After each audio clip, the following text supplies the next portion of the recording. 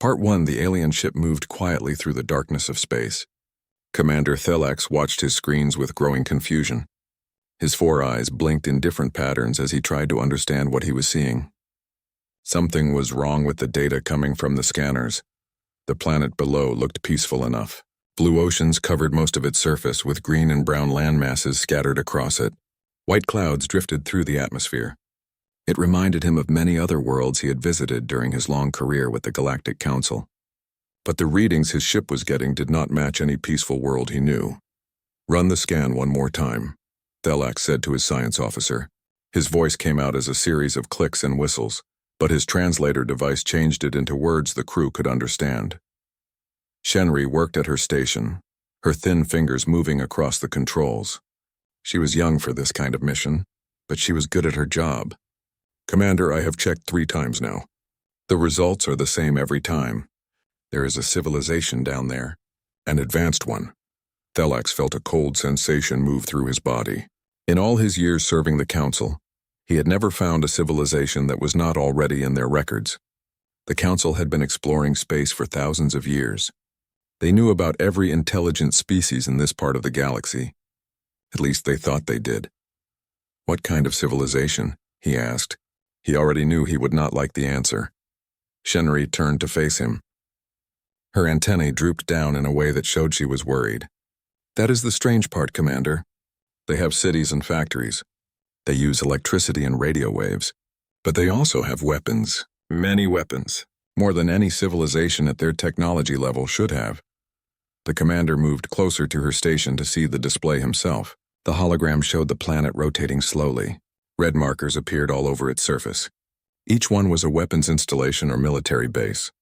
There were hundreds of them. "Maybe thousands. This makes no sense," Thelax said quietly. "Who are they defending against? There are no other species in this region." "I do not know, Commander. But there is more. Look at the orbital space around the planet." Shenri changed the display to show the area around the planet.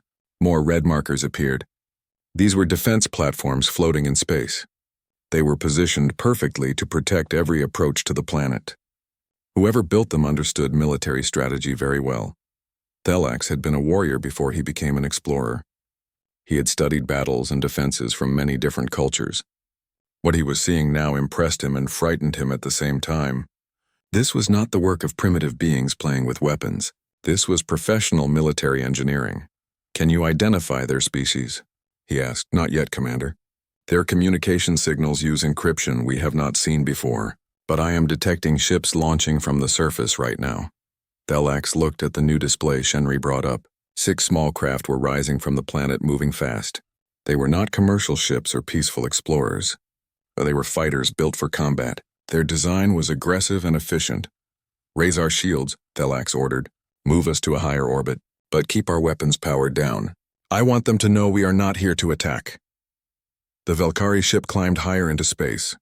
The 6 fighters followed them, maintaining a perfect formation. They did not try to communicate. They did not send any greeting. They simply positioned themselves around the alien vessel in a pattern that would let them attack from multiple angles at once. "They are very good at this," Shenri said nervously. "They know exactly what they are doing." "Yes," Thelax agreed. "That worries me more than anything else." "Commander, they are arming their weapons." Thelax made his decision quickly. "Open all communication channels. Send a message on every frequency we have. Tell them we come in peace. Tell them we represent the Galactic Council. Tell them we mean no harm."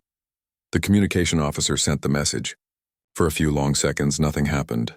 Thelax wondered if they would attack without warning. Then his console beeped. A message was coming through. The words appeared on his screen, translated automatically by his ship's computer. The message was short and direct. There was no greeting, no politeness, just a simple demand. "Identify yourselves. State your purpose. You have 30 seconds to comply before we open fire." Thelax felt his warrior instincts wake up inside him. He had not felt this way in many years. These beings, whoever they were, had taken control of the situation immediately. They were not panicking. They were not confused by meeting aliens for the first time. They were calm, professional, and completely ready to fight. "Send our identification codes," Thelax ordered. "Tell them we are explorers from the Galactic Council." Tell them we did not know anyone lived here. Tell them we want to talk, not fight. The message went out. Another few seconds passed. Thelax watched the fighters carefully. Their weapons were still armed and ready. One wrong move and this peaceful mission would turn into a battle. The response came back. We are receiving your information. Maintain your current position. Do not move closer to our planet. Do not launch any other ships. Do not power up your weapons. If you break any of these rules, we will destroy you. Do you understand? Yes, Thelax sent back. We understand. We will follow your instructions. He turned to his crew. Everyone stay calm. Do exactly as they say. I do not think they are bluffing. Shenari looked at her commander with wide eyes. Who are these people? How can they be so advanced and still not be in our records? I do not know, Thelax said, but I intend to find out. For the next hour, the Velkari ship stayed exactly where it was. The fighters maintained their positions around them, never relaxing, never dropping their guard. Finally, another message came through. We have analyzed your ship and your crew. We have decided you are not an immediate threat. You may send a small shuttle to the surface with no more than 5 individuals. You will land at coordinates we provide. You will come without weapons. You will submit to scanning before you leave your shuttle. If you agree to these terms, respond now. Thelax discussed it briefly with his senior officers. They all knew it could be a trap, but they also knew this was why they were here. To make contact with new species, to bring them into the Council family. We agree to your terms, Thelax sent. We will come in peace. Good, came the response. Welcome to New Harmony. Try not to do anything stupid. Colonel Jake Morrison stood in the command center deep inside Fort Providence. The room was filled with screens showing different views of the alien ship in orbit. Dozens of officers worked at their stations, monitoring every detail of the situation. The air was tense but controlled. Everyone knew their job and did it without panic. Jake had been a soldier his entire adult life. He had trained for situations like this since he was 18 years old. Every citizen of New Harmony received military training. It was the law. It was also common sense. When you lived on a world 1,500 light years from the nearest help, you learned to protect yourself. Status report, Jake said calmly. Lieutenant Amy Rogers looked up from her station. She was young but skilled, one of the best communication officers in the colonial forces. Sir, the alien ship is holding position in high orbit. They have not moved since we told them to stop. Their weapons are still powered down. Their shields are active, but that seems to be standard for them. What about their shuttle? Jake asked. Preparing to launch now, sir. 5 life forms on board, just like they promised. Scans show no weapons that we can detect. Captain Ryan Fletcher, the tactical officer, added his report. Our fighters are maintaining intercept positions. Surface batteries are locked on target. Orbital platforms are ready to engage if needed. If this is a trick, sir, we will end it quickly. Jake nodded. He trusted his people completely. New Harmony had spent 300 years building a military that could defend against any threat. They had no plans to change that now just because some aliens showed up claiming to be peaceful. What do we know about them? Jake asked. A science officer named Dr. Lisa Grant spoke up from her station. Their ship uses technology we do not fully understand yet. Some kind of advanced engine system. Their shields work on principles that are different from ours. But their weapons are limited. They have defensive lasers and some kind of particle beam. But nothing heavy. This is not a warship. That we can see, Jake corrected her. Never assume anything. Yes, sir, Lisa agreed. But based on their design and energy signatures, I believe they are telling the truth. This appears to be an exploration vessel. Jake walked to the main screen and stared at the image of the alien ship. It had smooth curves and elegant lines. It looked fast and efficient. It did not look dangerous. But looks could be deceiving. They say they represent something called the Galactic Council, Amy said. They claim to be explorers who did not know we were here. Do you believe them? Jake asked. Amy hesitated. Their behavior suggests honesty, sir. They have not tried to scan our military installations. They have not tried to probe our defenses. They stopped when we told them to stop. They agreed to our terms for the meeting. If they wanted to attack us, they have had several opportunities. Or they are smart enough to gather intelligence first, Ryan added. We should not drop our guard. We will not, Jake assured him. But we also need information. If there really is a galactic council out there, we need to know about it. The shuttle appeared on the screens, dropping through the atmosphere toward the coordinates Jake had provided. The landing site was 5 kilometers from Fort Providence, in an open area surrounded by weapons emplacements. If the aliens tried anything, they would not live long enough to regret it. Jake left the command center and took a transport to the landing site. He brought a full company of soldiers with him. Overhead fighter jets circled in precise patterns. In the distance, he could see the barrels of artillery pieces tracking the incoming shuttle. The alien craft touched down gently on the concrete pad. It was smaller than he expected, about the size of a large bus. Steam hissed from vents along its sides as it settled onto its landing gear. For a long moment, nothing happened. Then a ramp extended from the shuttle's side. A figure appeared at the top of the ramp. It walked on 6 legs and had a body that looked something like a large insect. 4 eyes glowed softly on its head. Behind it came 4 more aliens, each one different from the others. Jake stepped forward, his rifle slung across his chest but ready to use in seconds if needed. "I am Colonel Jake Morrison, commanding officer of Fort Providence. Welcome to New Harmony." The lead alien made a gesture that might have been a bow. A small device on its chest spoke in clear English. "I am Commander Thelax of the Velkari Exploration Corps. On behalf of the Galactic Council, I greet you in peace." Jake studied the alien carefully. It moved with confidence but not aggression. Its eyes took in everything around them, noting the soldiers and weapons with what seemed like professional respect rather than fear. "You will forgive our caution, Commander," Jake said. "We do not get many visitors." "I understand completely," Colonel Thelax replied. "May I ask you something? Our records show no human presence in this sector. We were not aware humans had achieved space travel. How long have you been here?" Jake felt his stomach tighten. "You know about humans?" "Of course," Thelax said. "Earth is well documented in our archives. Your homeworld is considered a pre-contact civilization. According to our information, humans are at least a century away from developing faster-than-light engines." The silence that followed was heavy. Jake exchanged glances with Ryan, who had come with him to the landing site. This changed everything. "Commander," Jake said slowly, "what year is it by Earth's calendar?" Thelax consulted a device he carried. "According to our conversion calculations, it would be the year 2387. Jake did the math quickly in his head. 300 years. They had been gone for 300 years. Then you should know that we left Earth in 2087. We have been here ever since. All 4 of Thelax's eyes widened at once. "That is impossible. The colony ships from that era did not have the range to reach this sector. The journey would have killed everyone on board. We did not die," Jake said quietly. "We kept going. And when we got here, we built all of this." He gestured around them at the fortress, the weapons, the soldiers. "We built everything you see." Thelax looked around with what seemed like new understanding. "You have been alone here for 3 centuries?" "Yes," Jake confirmed. "And you built all of these defenses? All of these weapons? All of this military infrastructure?"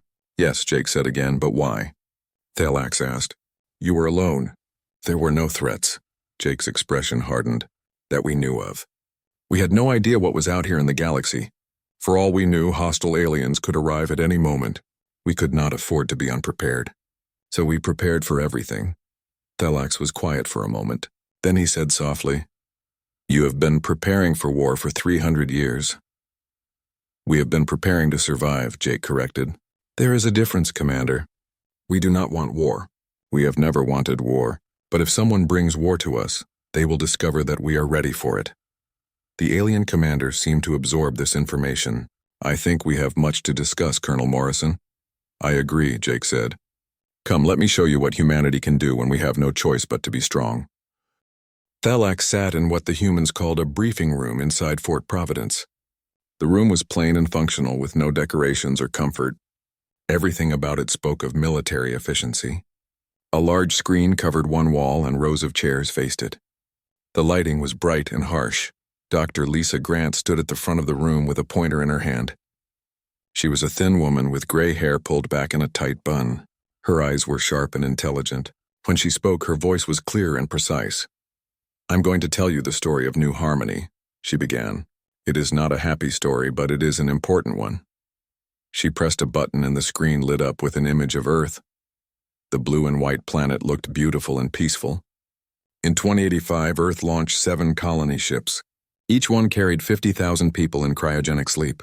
They also carried genetic samples, technology databases, and manufacturing equipment. The mission was simple: establish human settlements in nearby star systems. Why? Thelax asked. Earth was not facing any immediate danger at that time, according to our records. Lisa's expression grew sad. Not dangers you would have seen from space, Commander. But we were dying. Climate change was destroying our ecosystems. Resources were running out. Political tensions were rising toward breaking points. The colony program was insurance, a way to make sure humanity would survive even if Earth did not. She changed the image to show a massive spacecraft.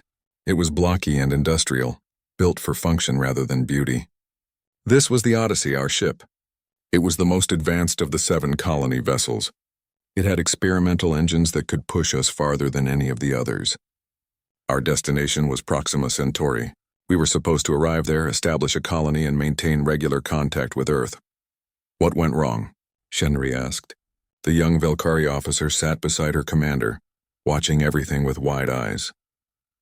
Everything went wrong, Lisa said simply. 3 months into the voyage, a micrometeorite hit our communications array. It was tiny, no bigger than a grain of sand, but at the speeds we were traveling, it punched right through our hull. We lost all contact with Earth.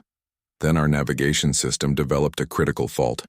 She paused, and Thelax could see the pain in her eyes, even though these events had happened long before she was born. The Odyssey was supposed to drop out of faster-than-light travel at Proxima Centauri. Instead, we kept going. By the time the command crew realized what was happening and managed to repair the navigation computer, we were here. 1,500 light-years from home.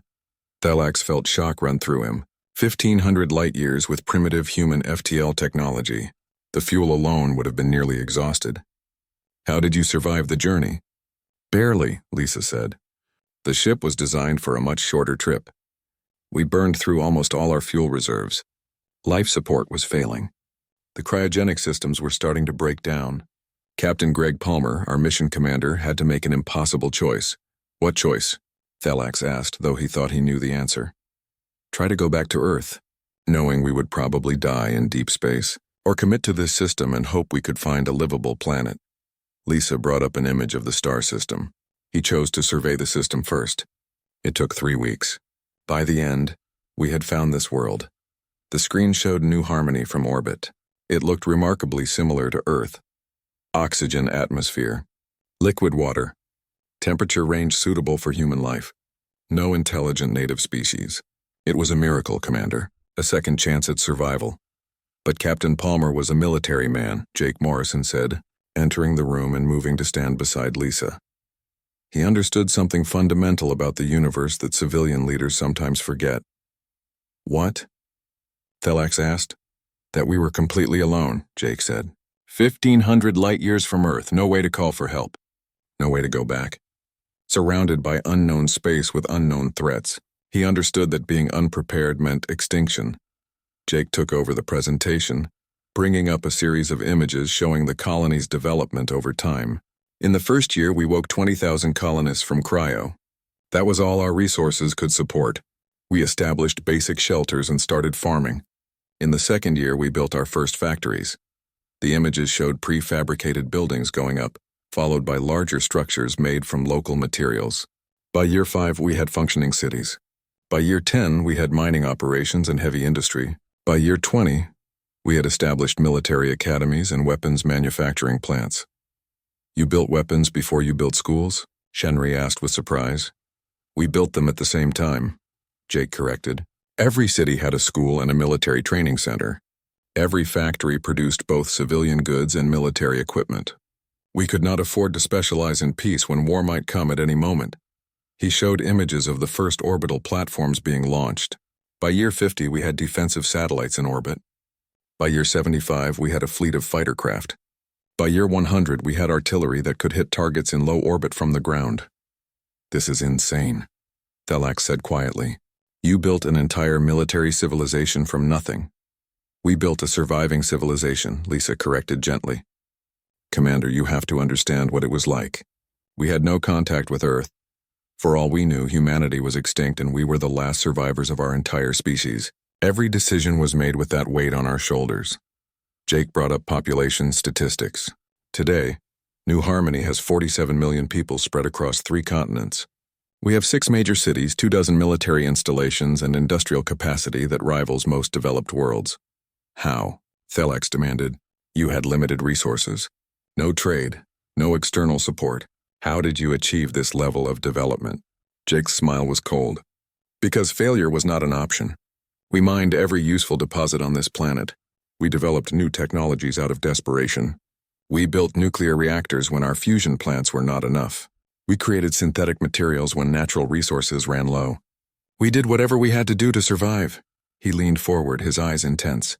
Every citizen of New Harmony receives military training starting at age 16. Everyone serves 2 years in active duty. Everyone knows how to fight, how to use weapons, how to follow orders. Not because we love war, but because we refuse to be helpless, Lisa added. But we are not just soldiers, Commander. We are also scientists, engineers, teachers, artists, farmers. We have universities and theaters and museums. We have families and children and hope for the future. We are a complete society. We just happen to be a society that is ready to fight if we must. Thelax absorbed all of this information slowly. You have created something unique, a civilization that is both peaceful and completely militarized. I am not sure the Galactic Council will know how to respond to this. That is not our concern, Jake said bluntly. We did not build New Harmony for the approval of some council we did not know existed. We built it to survive, and we succeeded. What will you do now? Thelax asked. Now that you know Earth survived? Now that you know humanity is thriving? Now that you know you are not alone? Jake was silent for a long moment. When he spoke, his voice was thoughtful. Honestly, Commander, I do not know. This changes everything for us. For 300 years, we have defined ourselves by our isolation. We have built our entire society around the idea that we are alone and must be self-sufficient. Learning that there is a whole galaxy of intelligent species out there, working together in peace, it is overwhelming. Will you join the Galactic Council? Thelax pressed. That is not my decision to make alone, Jake said. Our government will have to decide. But I can tell you this. If we do join your council, we will not give up what we have built. We will not disarm. We will not stop being ready. The moment we become complacent is the moment we become vulnerable. That is a lesson Captain Palmer taught us 300 years ago, and it is a lesson we will never forget. Over the next 3 days, Thelax and his team toured New Harmony. With each passing hour, their understanding of humanity shifted. These were not primitive survivors barely clinging to existence. They were a sophisticated society that had turned isolation and fear into strength and preparation. On the second day, Lieutenant Ben Carter took them to a training facility on the outskirts of Providence. Ben was young, maybe 25 years old, with short brown hair and calm eyes. He moved with the confident ease of someone who had trained his entire life for combat. This is one of our standard training centers, Ben explained as they walked through the facility. Every citizen comes here when they turn 16. They spend 2 years learning military skills before they can choose their civilian career path. Thelax watched young humans practicing hand-to-hand combat in a large gymnasium. Their movements were precise and efficient. These were not amateurs playing at being soldiers. They moved like professionals who had trained for thousands of hours. You force your children to become soldiers? Shenry asked with concern. Ben shook his head. We do not force them. We prepare them. There is a difference. Look around you, Commander. What do you see? Thelax looked more carefully. In one section, young people were learning combat medicine. In another, they were studying communication systems. In a third area, they were working on navigation and survival skills. You are teaching them to survive, not just to fight. Exactly, Ben agreed. Military training is about more than shooting weapons. It is about working as a team, following orders, making decisions under pressure, taking care of your equipment. These are valuable skills for any career. When these young people finish their service, some will stay in the military, but most will become engineers, doctors, teachers, farmers. They will just be engineers and doctors who know how to defend themselves and their families. They watched a class learning to operate communication equipment. The instructor was patient but demanding. She corrected mistakes immediately but also praised good work. The students were focused and serious. Do they resent this training? Thelax asked. Some do at first, Ben admitted, but by the time they finish, most understand why it is necessary. We have all heard the stories of the Odyssey. We all know what happens to civilizations that are not prepared to defend themselves. The galaxy is not always kind to the weak. The next stop was the industrial district. Huge factories stretched for kilometers, their smokestacks reaching toward the sky. Dr. Lisa Grant rejoined them here, eager to show off New Harmony's manufacturing capabilities. This facility produces everything from farming equipment to military vehicles, Lisa explained as they walked through one of the factories. We learned early that we could not afford to specialize too much. Every factory had to be able to switch production based on current needs. Thelax watched assembly lines producing what looked like agricultural tractors. These do not look military. They are not, Lisa agreed. Right now we are in a period of peace and prosperity. We are producing more civilian goods than military ones. But if we needed to, we could convert this entire factory to produce armored vehicles in less than a month. The designs are already stored in our computers. The workers are already trained. We just need to flip a switch. That is remarkable efficiency, Thelax said. That is survival, Lisa corrected. Commander, I want to show you something else. She led them to a different section of the industrial zone.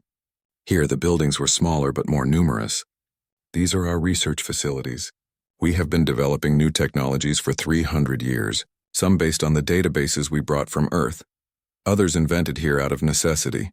They toured a laboratory where scientists were working on improved solar panels. Another facility was developing new alloys for construction. A third was experimenting with medical treatments for local diseases. You have accomplished so much, Shenry said with genuine admiration, and all without any outside help. That is the only way we could do it, Lisa said. When you know help is not coming, you find solutions yourself. You try things that might not work. You take risks that seem crazy, and sometimes you succeed beyond your wildest expectations. On the third day, Jake Morrison took Thelax to the Strategic Defense Command. This was the nerve center of New Harmony's military forces, and they had saved it for last. General Kate Murphy met them at the entrance. She was a tall woman in her 50s with steel-gray hair and eyes that missed nothing. "Welcome to SDC, Commander Thelax," Kate said with a professional smile. "I understand you have been impressed by our preparations. Let me show you just how prepared we really are." They entered a massive room filled with displays and workstations. Hundreds of officers monitored screens showing data from all over the planet and in orbit. The level of coordination was impressive. "These are our orbital tracking systems," Kate explained, gesturing to a wall of displays. "We can detect any object larger than a meter within the entire star system. We actually detected your ship when you entered the system's edge, hours before you detected us." Thelax felt a chill. "You knew we were here the whole time?" "We know everything that happens in our space," Kate said simply. "We tracked your approach. We analyzed your ship's capabilities. We prepared response scenarios. By the time you noticed our planet, we had already decided how we would respond to several different threat levels." She moved to another section showing weapons arrays. "These are our defensive platforms, 73 of them in various orbits around New Harmony. Each one is automated and networked with the others. They can operate independently even if we lose all ground control. They are hardened against electromagnetic pulse, kinetic strikes, energy weapons, and cyber attacks." "You anticipated all of these threats?" Thelax asked. "We anticipated everything we could imagine," Kate said. "And then we prepared for threats we could not imagine. That is the key to defense, Commander. You cannot just prepare for the threats you know about. You have to prepare for the unknown as well." She pulled up tactical simulations on the main screen. Thelax watched as the computer ran through various attack scenarios: invasion fleets, orbital bombardment, ground assault, biological warfare, nuclear strikes. In every simulation, New Harmony's defenses held. "These simulations are run constantly," Kate explained. "Every week we test new scenarios. Every month we update our defensive strategies. Every year we conduct full-scale exercises involving the entire military. We never stop training. We never stop improving." "General," Thelax said carefully, "the Galactic Council has maintained peace for over 2,000 years.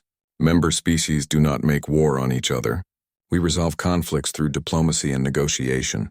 We have no need for defenses like these." Kate's expression was respectful but skeptical. "That is admirable, Commander, and I hope your peace continues for another 2,000 years. But New Harmony did not have the luxury of assuming peace. We had to assume conflict. And because we did, we are still here. She turned to face him directly. Let me ask you something. What would happen if a hostile species showed up in Council space tomorrow? A species that did not want to negotiate or compromise? A species that only understood force? Thelax was quiet for a moment. The Council has defensive fleets. We would respond. How quickly? Kate pressed. How long would it take to mobilize your forces? How long to coordinate between different member species? How long to overcome centuries of peace and remember how to fight? She gestured around the command center. If someone attacked New Harmony tomorrow, we would be fighting back in minutes. Not hours, not days, minutes, because we never stopped being ready. That is the difference between us and your council, Commander. You hope for peace. We prepare for war. That evening, Jake Morrison invited Thelax to dinner at his quarters. The rooms were modest but comfortable. Pictures of family members hung on the walls. Books filled shelves in the corner. It reminded Thelax that these warriors were also just people trying to live their lives. They ate food grown on New Harmony, prepared in styles that combined Earth traditions with local ingredients. The meal was simple but good. As they ate, they talked about less serious matters: family, hobbies, the weather. Finally, Jake asked the question that had been on his mind for days. Commander, what do you really think of us? Not as an official representative of your council, but as an individual. What do you think? Thelax considered his answer carefully. I think you frighten me, Colonel. Not because you are aggressive or violent, but because you are so thoroughly prepared for violence. You have built an entire civilization around the possibility of war. We have built a civilization around survival, Jake corrected gently. War is just one tool in the survival toolkit. But it is your primary tool, Thelax said. Everything else is secondary. Jake was quiet for a moment. Then he said, 300 years ago, the people on the Odyssey were just ordinary humans. Scientists, engineers, families. They were not warriors. But Captain Palmer transformed them because he understood a simple truth. Hope is not a strategy. Prayer is not a defense. The only way to guarantee survival is to be stronger than any threat you might face. The evening air was cool as Jake Morrison and Commander Thelax stood on a hilltop, overlooking the city of Providence. Below them, lights glittered in the darkness like stars scattered across the ground. The city was peaceful and quiet. People were going about their evening routines, unaware of the historic moment happening above them. It is beautiful, Thelax said softly. His translator captured the genuine emotion in his voice. Yes, Jake agreed. We built something good here, something worth protecting. They stood in silence for a while, watching the city. Finally, Thelax spoke again. What will you do now, Colonel? Now that you know the truth? Now that you know Earth survived and humanity is thriving? Jake took a deep breath. That is the question everyone is asking. For 300 years, we thought we might be the last humans in the universe. We built everything based on that assumption. Now we learn that Earth not only survived, but humanity has spread to other worlds. There are billions of humans out there who never knew we existed. How does that make you feel? Thelax asked. Relieved, Jake said honestly, and scared, and confused. All at the same time. He turned to look at the alien commander. We were ready to be alone forever. We were ready to be the last guardians of human civilization, but we were not ready for this. We were not ready to find out that we are just one small part of something much bigger. The Galactic Council will want to establish formal relations with New Harmony, Thelax said. We will want to offer technology exchanges, trade agreements, cultural programs. We will want you to become part of the larger galactic community. I know, Jake said, and we will consider all of that. But you need to understand something, Commander. We cannot change overnight. New Harmony is what it is because of how we built it. Our entire society is based on self-reliance and defensive strength. We cannot just abandon that because some friendly alien showed up. Some members of the Council may see your military capabilities as threatening, Thelax warned. You have more weapons than many member worlds. You have a level of military readiness that seems aggressive to species who have known peace for millennia. Jake's expression hardened. Then let me be very clear about something. New Harmony does not threaten anyone. We do not want to conquer other worlds. We do not want to impose our will on other species. We do not want to start wars or create conflict. All we want is to be left alone to live our lives in peace, he paused, then continued. But if anyone decides to test us, if anyone thinks we are weak because we were lost for 3 centuries, if anyone believes they can attack us without consequences, They will learn a very painful lesson. We have spent 300 years preparing for the worst. If the worst comes, we will be ready. I will make sure the Council understands, Thelex promised. But I have another question. What about Earth? What about reconnecting with humanity's homeworld? Jake's expression became more emotional. That is complicated. Earth does not know we exist. As far as they are concerned, the Odyssey was lost centuries ago. Everyone we knew is dead. The world we left behind is gone. What would we even say to them? That you survived, Thelex said simply. That against impossible odds you built a new civilization. That humanity is stronger and more resilient than anyone imagined. That would be a message worth sending. Maybe, Jake said quietly. But it is not my decision to make. Our government will have to decide how to proceed. I am just a soldier. I follow orders and protect people. That is what I do. They walked back toward the city together. Thelax noticed armed guards patrolling the streets, but they were relaxed and professional. They nodded respectfully to civilians passing by. Children played in parks under watchful eyes. It was a strange mix of military readiness and normal civilian life. Your people seem happy, Thelax observed. They are, Jake confirmed. Life on New Harmony is good. We have enough food, clean water, good medical care, quality education. Crime is low. People have opportunities to pursue their dreams. We are not some dystopian military dictatorship. We are just a society that takes defense seriously. But everyone must serve in the military, Thelax pointed out. Is that not a form of oppression? Jake considered this. Is it oppression to teach someone to swim when they live near water? Is it oppression to teach someone first aid when accidents happen? We see military training the same way. It is a basic survival skill that everyone should have. Yes, it is mandatory. So is education. So are vaccinations. Some things are too important to be optional.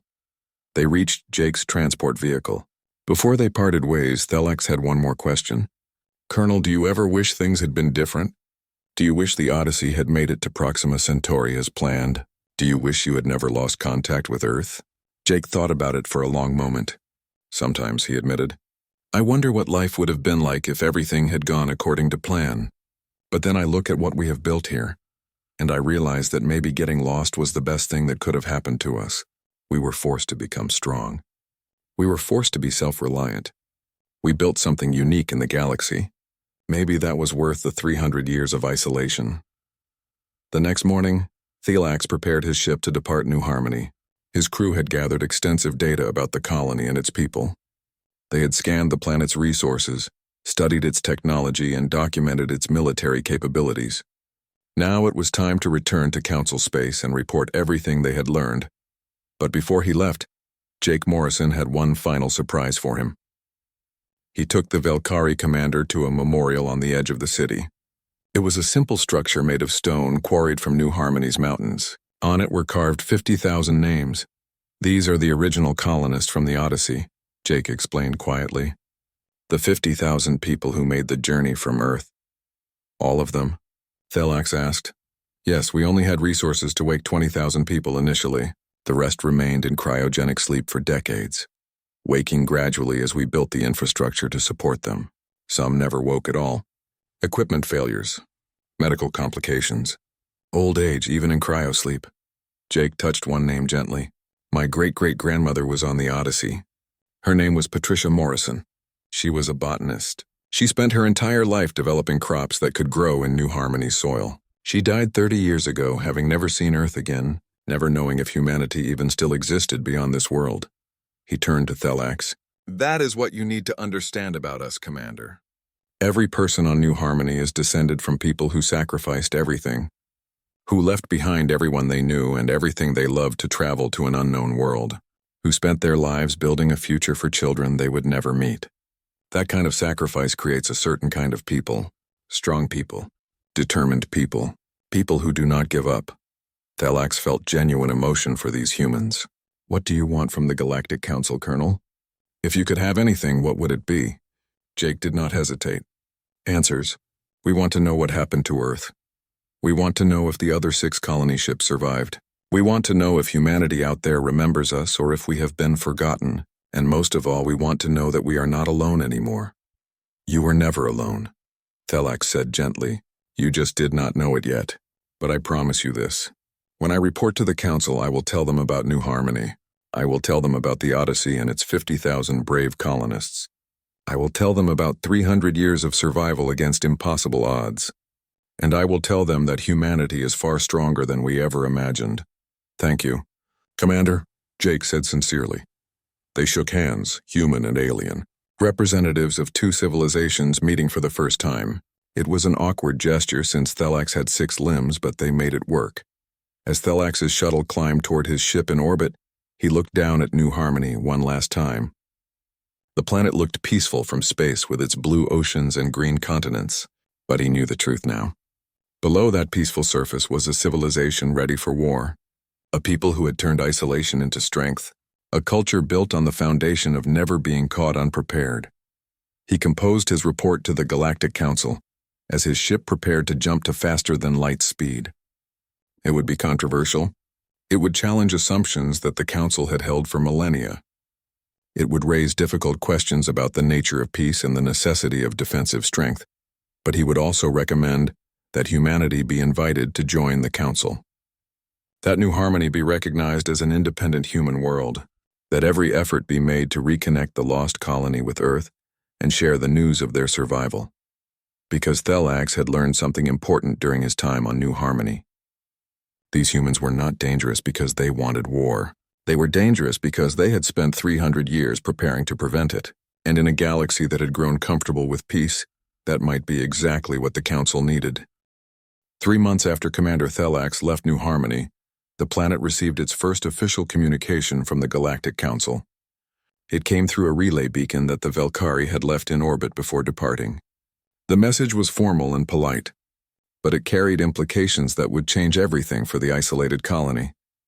Jake Morrison sat in the government chamber with the other members of New Harmony's Leadership Council. President Helen Gardner, a woman in her 60s with sharp eyes and decades of political experience, read the message aloud to the assembled group. The Galactic Council acknowledges the existence of the human colony of New Harmony. We extend our formal greeting and recognition to your government and people. We invite you to send representatives to Council headquarters to discuss potential membership and establish diplomatic relations. We also wish to facilitate contact between New Harmony and Earth so that humanity may be reunited across the stars. The room erupted in conversation. Everyone had opinions about what this meant and how they should respond. Jake stayed quiet, listening to the arguments flowing around him. This is what we have been waiting for, said Minister of Science Peter Hughes. Contact with other human worlds, access to advanced technology, trade and cultural exchange. This is incredible. This is dangerous, countered General Kate Murphy. We know nothing about the Council's true intentions. They could be trying to weaken our defenses. They could be planning to exploit our resources. We must proceed with extreme caution. We cannot hide forever, argued Minister of Education Claire Santos. Our children deserve to know there are other humans out there. They deserve to learn about the galaxy beyond our system. We cannot keep them isolated just because we are afraid. President Gardner raised her hand for silence. Colonel Morrison, you spent more time with Commander Thelax than anyone else. What is your assessment? Can we trust the Galactic Council? Jake stood up, feeling the weight of everyone's attention. Honestly, Madam President, I do not know. Commander Thelax seemed genuine. His crew seemed peaceful. But that does not mean the entire Council shares their values. We have no way to verify their claims about 2,000 years of peace. He paused, gathering his thoughts. However, I also believe we cannot ignore this opportunity. We have been alone for 300 years. That isolation made us strong, but it also limited us. If there really is a community of peaceful species out there, we should at least explore the possibility of joining it. While maintaining our defenses, Kate added firmly. While maintaining our defenses, Jake agreed. We should never disarm, never become dependent on others for our security. But we can engage with the Council while staying true to our principles. The debate continued for hours. Finally, President Gardner called for a vote. The decision was made. New Harmony would send a delegation to the Galactic Council. They would also request direct communication with Earth, but they would not lower their guard. They would not reduce their military readiness. They would engage with the galaxy on their own terms. 2 months later, a New Harmony ship called the Pioneer departed for Council headquarters. It was a new design built specifically for this mission. It combined human defensive technology with navigation data provided by Commander Thelax. The ship carried 20 diplomats, scientists, and military observers, including Jake Morrison. The journey took 3 weeks. Jake spent most of that time reviewing everything they knew about the Galactic Council and its member species. There were over 40 different intelligent species in the Council, each with their own cultures and histories. Some were ancient civilizations that had been spacefaring for tens of thousands of years. Others were relatively new members who had only achieved space travel within the last few centuries. Humans from Earth were listed in the Council database, but with a note that they were not yet ready for contact. The colony ships from 2085 were recorded as lost, presumed destroyed. New Harmony's survival would come as a shock to everyone. When the Pioneer finally arrived at Council headquarters, Jake was not prepared for what he saw. The station was massive, easily 100 times larger than anything New Harmony had built. It housed millions of beings from dozens of species. Ships of every conceivable design docked and departed constantly. It was a hub of commerce, diplomacy, science, and culture. Commander Thelax met them at the docking bay. "Welcome to Council Station Alpha, Colonel Morrison. I am glad to see you made it safely. Thank you for the navigation data," Jake said. "Without it, we would still be trying to find our way here." "Come," Thelax said. "There are many people eager to meet you." Over the next few days, Jake and his delegation met with representatives from various Council species. Everyone was fascinated by New Harmony's story. The idea that humans had survived alone for 3 centuries with primitive technology was remarkable to species who had enjoyed galactic community for millennia. But there was also concern. Some Council members were worried about New Harmony's military capabilities. They questioned why such a small colony needed so many weapons. They suggested that New Harmony should reduce its defenses to show commitment to peaceful coexistence. Jake's response was always the same. "New Harmony does not threaten anyone. Our weapons are purely defensive. We will never reduce our readiness simply to make others comfortable. If that disqualifies us from Council membership, we will accept that outcome and return home." His bluntness surprised many Council members, but it also earned respect. These humans were not desperate to join the galactic community. They were confident in what they had built and unwilling to compromise their core principles. The most important meeting came on the 5th day. Jake was brought before the Council's High Assembly, a gathering of senior representatives from every member species. They sat in a circular chamber with hundreds of seats rising in tiers around a central floor. Jake stood in the center, alone, speaking to the assembly. "Members of the Galactic Council," he began, "I stand before you representing the 47 million citizens of New Harmony. Our world was founded by humans who were lost, who were alone, who were desperate to survive. They built a civilization based on 3 principles: self-sufficiency, constant vigilance, and overwhelming defensive capability." He turned slowly, making eye contact with representatives around the chamber. "I know some of you are concerned about our military strength. You wonder why we need so many weapons when the galaxy is at peace. Let me answer that question directly. We need weapons because we do not know you. We do not know if your peace will last. We do not know if there are threats beyond Council space that might someday reach us. We do not know what the future holds. And because we do not know, we prepare." "Is that not paranoia?" asked a representative from a species called the Minari. "Is that not the thinking of beings who see enemies everywhere?" "No," Jake said firmly. "It is the thinking of beings who have learned that hope is not a strategy. 300 years ago, our ancestors hoped they would reach their destination safely. They hoped their equipment would work. They hoped they would find a livable world. Hope failed them at every turn. What saved them was preparation, determination, and the will to survive at any cost." He continued, his voice growing stronger. "New Harmony does not want to conquer anyone. We do not want to impose our values on other species. We do not want to spread conflict or create fear. We want only one thing: to be left alone to live our lives in freedom and security. If the Council can accept that, if you can accept a member species that will never disarm and never stop being ready, then we would be honored to join you. But if our principles are incompatible with Council membership, we will return home with no hard feelings." The chamber was silent for a long moment. Then an elderly representative from an ancient species called the Taurans spoke. "I have lived for 600 years. I have seen many civilizations rise and fall. And I will tell you something, young human. Your honesty is refreshing. Too many species come before this council desperate for approval, willing to say anything to be accepted. You come before us with conditions and demands. I like that. Other representatives murmured agreement. The Taurans continued. The council was founded on the principle that all intelligent species deserve to live in peace and mutual respect. That means respecting your choices, even if we do not fully understand them. If New Harmony wishes to maintain strong defenses, that is your right. As long as you do not use those defenses to threaten others, we have no objection. Over the next week, the details were worked out. New Harmony would be granted provisional membership in the Galactic Council. They would have access to council trade networks, technology exchanges, and diplomatic resources. In return, they would participate in council meetings and contribute to collective projects that benefited all member species. But the most important development came on the final day. Jake was called to a private meeting with a group he had not expected to see. They were humans from Earth, representatives of what was now called the United Earth Government. The woman leading the group was named Ambassador Ruth Patterson. She was in her 40s, professional and composed, but Jake could see emotion in her eyes. Colonel Morrison, I cannot tell you what it means to meet you. When Commander Thelax reported that the Odyssey had survived,